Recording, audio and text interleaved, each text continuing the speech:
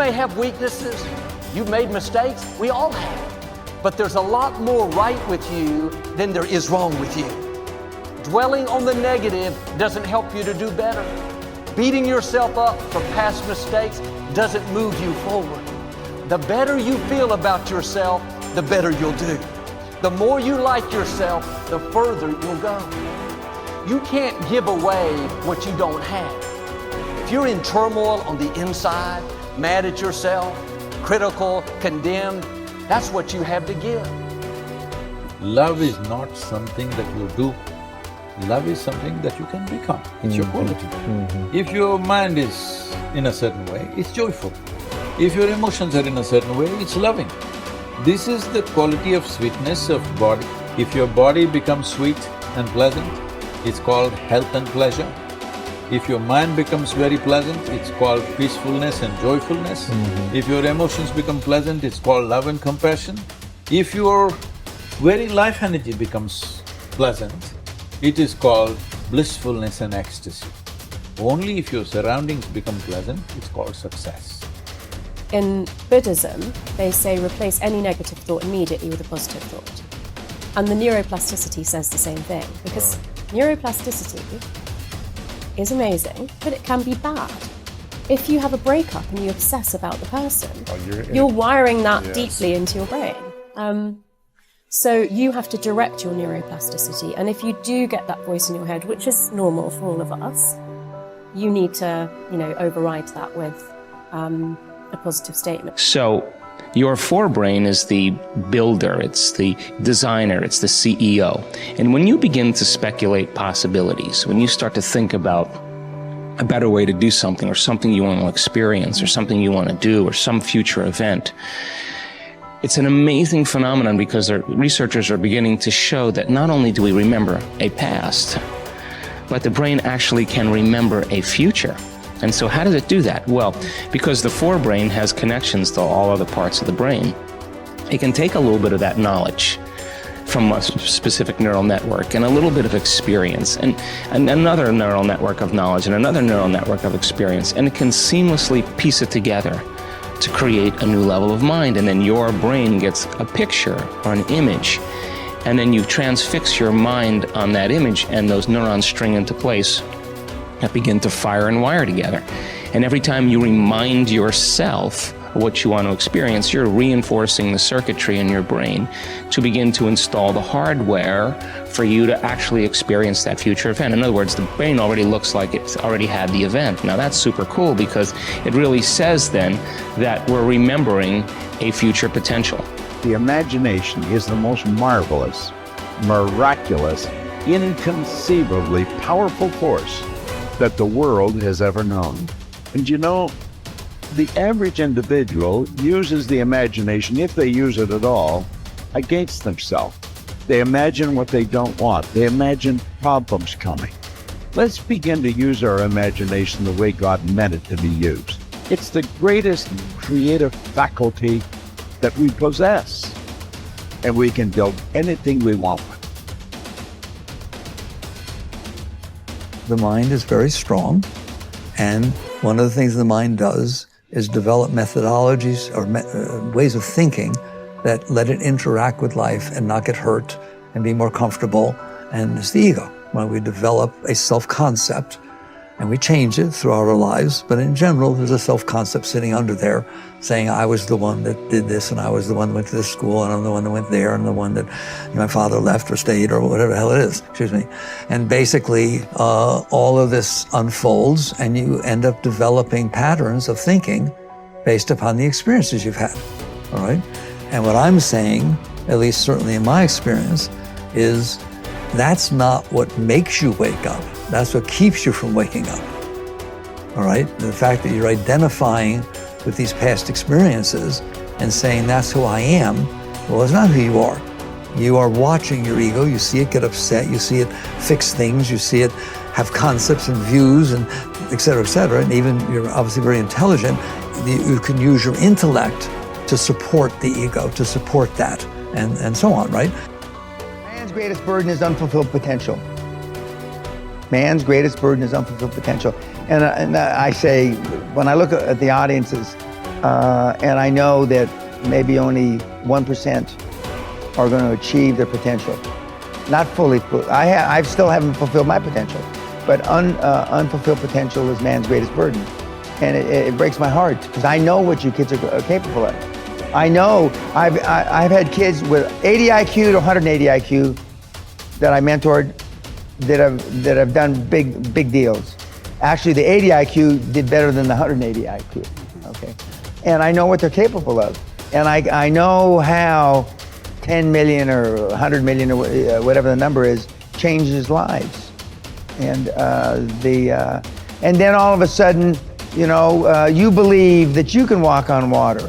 You believe that you can take a loaf of bread and feed however many he was supposed to have fed, and make water into wine.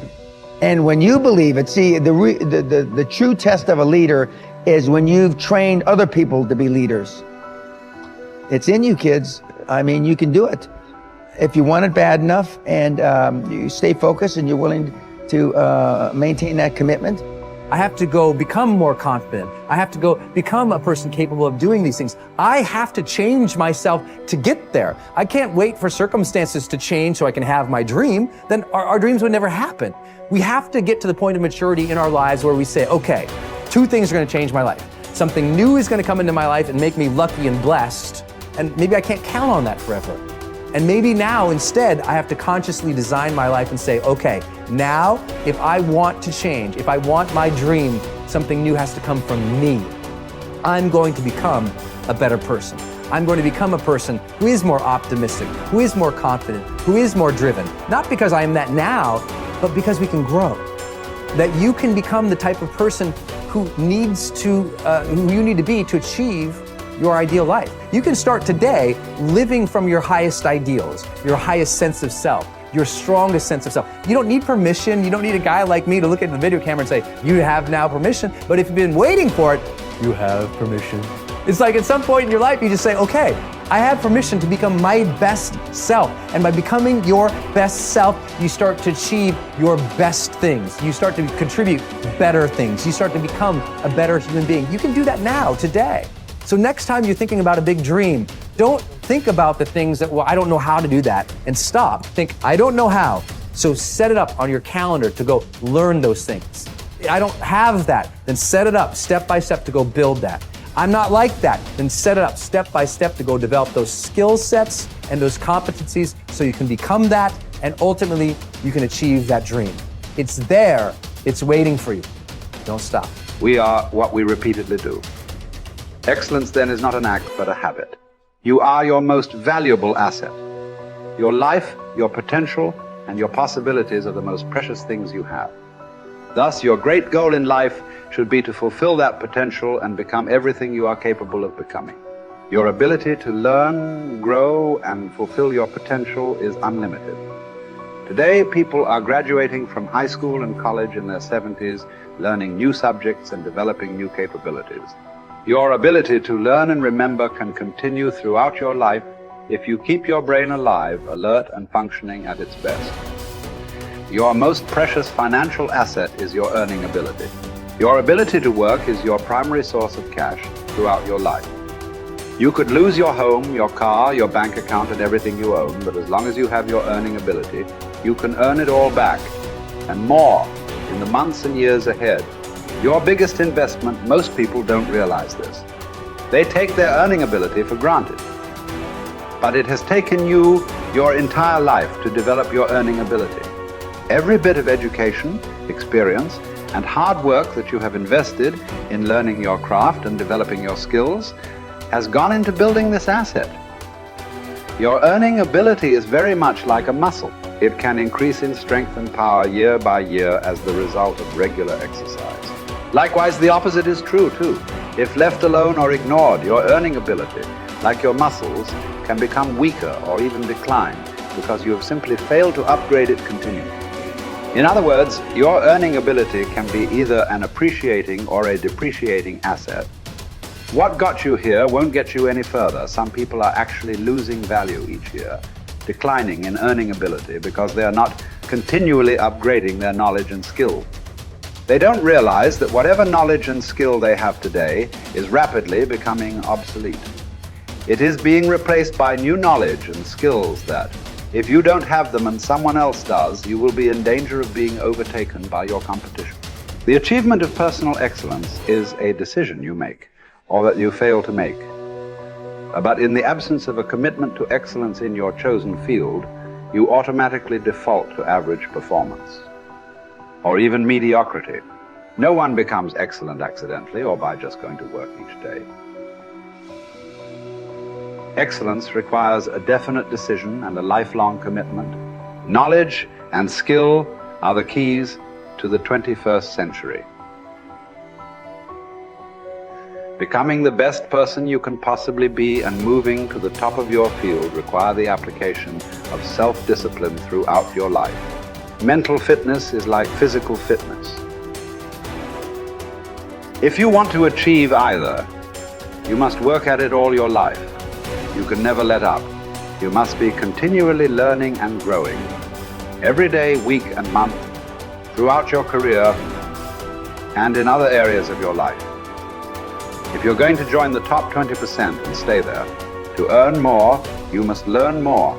Abraham Lincoln once wrote, "The fact that some have become wealthy is proof that others may do it as well." What others have done, you can do as well. If you learn how, everyone who is at the top was once at the bottom. Many people who come from average or poor families with average incomes or who grow up in average circumstances have gone on to become some of the most prominent people in their fields. And what hundreds of thousands and even millions of other people have done, you can do as well. Was philosopher Bertrand Russell once wrote that the very best proof that something can be done is that someone else has already done it.